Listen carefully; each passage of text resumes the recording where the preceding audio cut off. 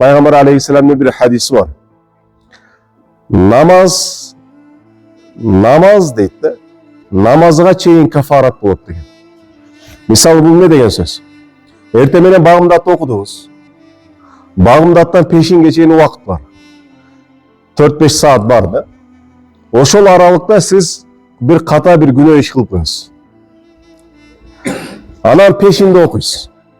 Peşinde okugan kezde Bağımdat menen peşindin ortasındagı günöөнү peşin namaz juup ketет. Peşin namaz juup ketет. Anan peşinden keyin asırga çeyin adam günөө kılıp koyuşu mümkün dagı. Keyin asırda okugan kezde peşin menen asırdын ortasындагы günөөнү asır namaz juup ketет. Бул дегени намазга чейин кафарат болот дейт. Жумага чейин кафарат болот деген. Бул мындай алып карасаңар бизге берилген бир белек да. 5 убакыт намаз окуган адам күнөөсү жок адамдай болуп жүрөт.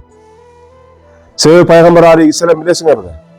Эгерде силердин эшигиңердин алдында дейт, бир чоң арыкта суу акса дейт. Ошол сууда силер күнүнө 5 жолу жуунсаңар, силерде кир калабы деген да. Кир калабы туугандар? Bir adam bir günde 5 жолу жуунса кир калабы? Калбайт да кир. Куд ошондой ким 5 убакыт намазды bir günde окуса анда күнөө калбайт деген. Күнөө калбайт деген. Жумадан жумага чейин кафарат деген. Жуманы окудуңуз.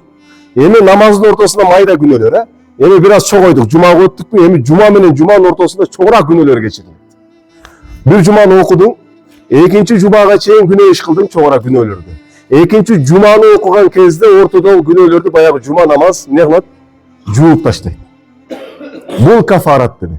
Кийин Пайгамбар алейхиссалату вассалам Рамазандан Рамазанга чейин кафарат деген.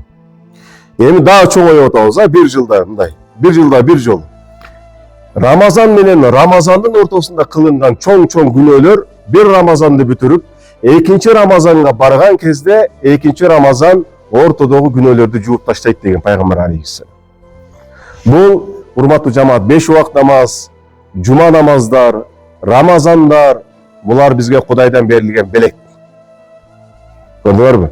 Ушул нерседен пайдаланбасак, намаз окуп күнөөбүз кечирилбесе, жума намаз окуп күнөөбүз кечирилбесе, Рамазанга кирип Рамазандан чыкканда күнөөлөр кечирилбесе, чындыгында бул адам кор болот да. Кор болот. Ошон үчүн көбүрөөк Кудай Тааладан сурайлы, Кудайым баарыбыздын күнөөлөрүбүздү кечирсин.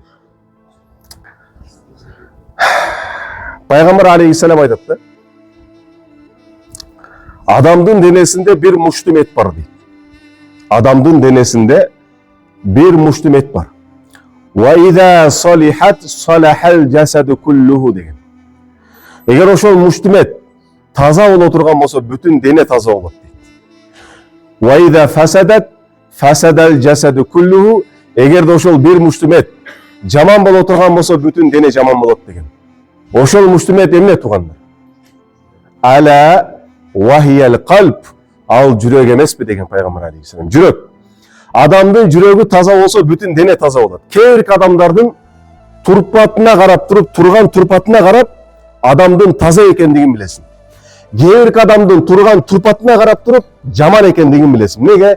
Анын жүрөгү жаман, жүрөгүндөгү жамандык денеге чыгып кеткен. Анын жүрөгү таза, жүрөгүндөгү тазалык эмне болот? Денеге чыгып кеткен. Денесинен карап туруп кээде адамдын жүрөгүн билгени болот урматтуу жамаат. Ошон үчүн жүрөктү тазартыш күнөөлөрдөн арылыш болот.